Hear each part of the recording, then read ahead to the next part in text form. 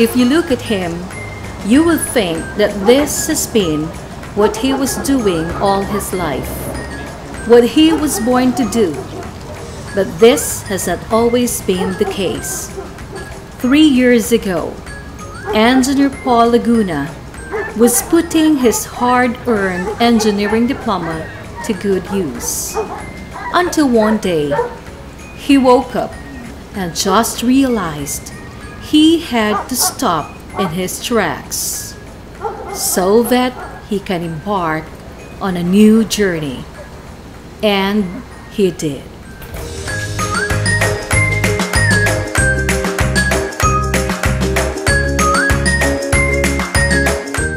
I was an engineer by profession, but then, like I said a while ago,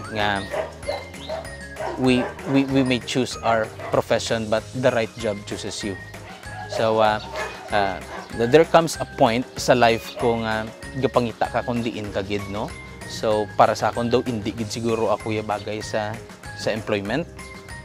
And then, by God's help, na-introduce niya ako sa amo sini klase nga hobby like training dogs, kag diri ko na nakita nga diri may meaning ang life ko whenever I'm with dogs. So it helped me to manage to have this kind of establishment, a place with the help of a friend, which nagabulig man sa mga pareho ko nga mga dog lovers or dog enthusiasts.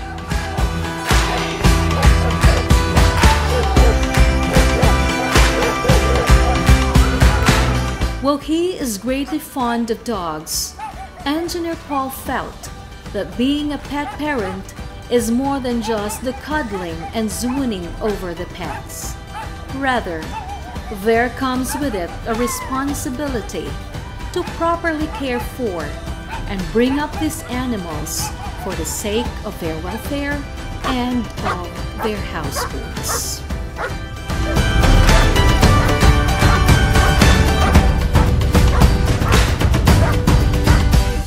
It's very important, no, because ang dog training subong, even though the basic lang, is one of the basic needs ng dog since naging domesticate naton sila, no. Kung kaisam hambal kita, ido lang da parehason ta na sila sa mga askalang amo lang ang pag-treat naton. But since most likely sa mga household naton subong is duyag naton sang ido nga may breed, since nga may value ina siya nga breed, lain ang pag-treat mo sa iya. Therefore, nagalain man ang behaviors ang ido. Okay? Now, ang ido nga ginakadol per me, para sa aton wala lang na, pero mostly ang bad behavior is dira nagalain. So, anong root sina? Gina-humanize tang ido naton. Once nga gin-humanize mo na siya, nagsala ka na. Kita nga tao, dapat may ara kita responsibility nga ipabalo sa ido. Yes, you are a member of this household or family, but you are a dog. Hindi ka tao. In that way, hindi siya mangin confused. Okay? Now, ang training, like sa nga gina-provide sa POMARKS, nagahatag or naga-train sa ido, pag nagatudlo sa owner kung paano mag-treat sa iya nga ido sa insakto. Kag hindi sala nga paagi. Kaya kung sa sala nga paagi, magastos. Makakagat ang ido mo, kung ano-ano pa da ng mga problema nga ma-encounter mo, kung ang imo nga ido is untrained.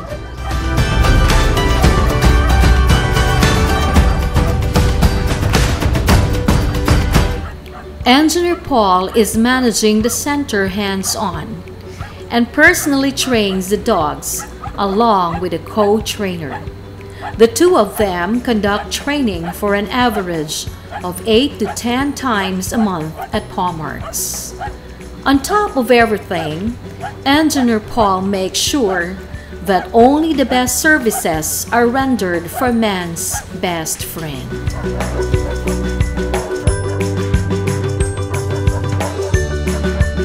So initial vision sa POMARKS, right after nga nagtukod ako sa business nga mo sini, nag-rewind sa akon ang ginhalinan gid sang tanan. Kung nga nagpadamo ako sang dogs, no? Kung ginaghalin.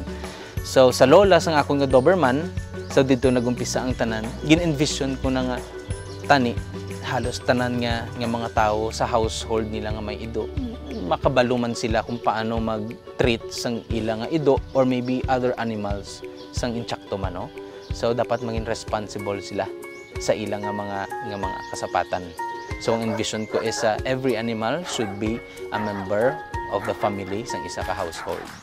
Okay, here at Pomarks, normally ang amon nga services nga gina-offer are basic and advanced obedience training for dogs. Normally dra man lang nada siya kay every household normally amo man lang problema. But subong may ara na gid subong kami mga clients nga luyag gid more than basic.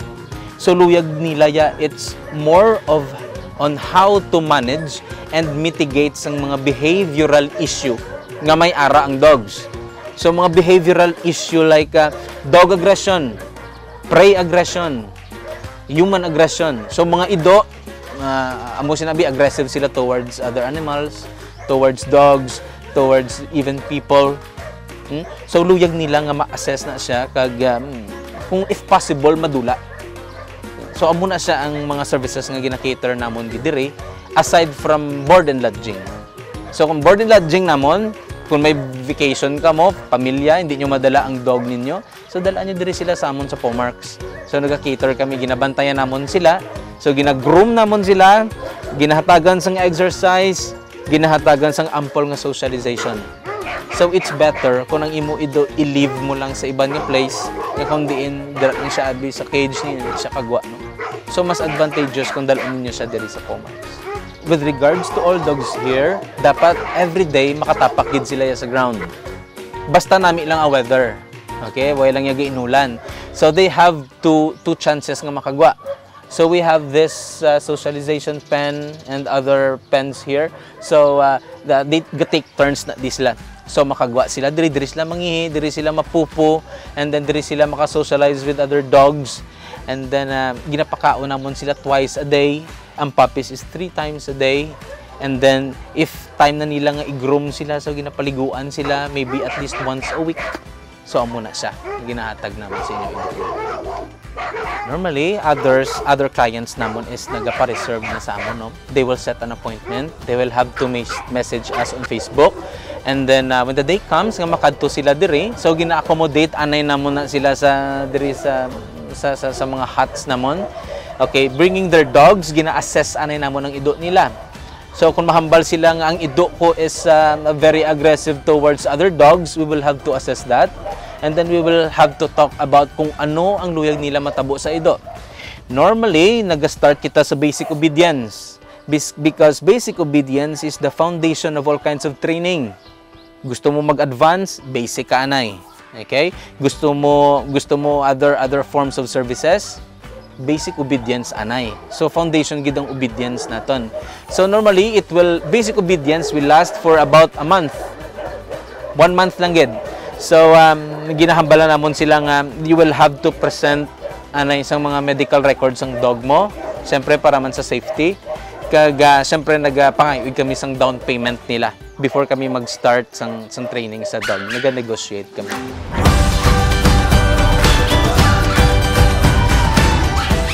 After the dogs have completed and passed the training period, it will then be the pet parent's turn to learn the trick of the trade. On the last week of the training, pet owners will go through the transition stage, wherein they will be taught how to handle their now trained dogs. Then finally, the entire family will be up and ready to go home. While Pomarks is relatively new in the business, its progress is spiraling upward. Engineer Paul, through his passion and hard work, is making sure of that.